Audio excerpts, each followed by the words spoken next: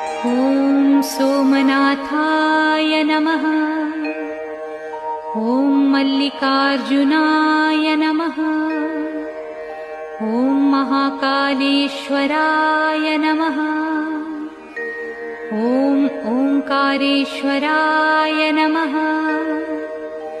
ॐ वैद्यनाथाय नमः।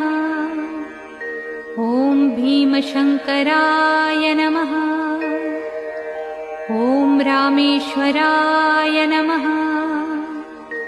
ॐ नागेश्वराय नमः। ॐ विश्वेश्वराय नमः।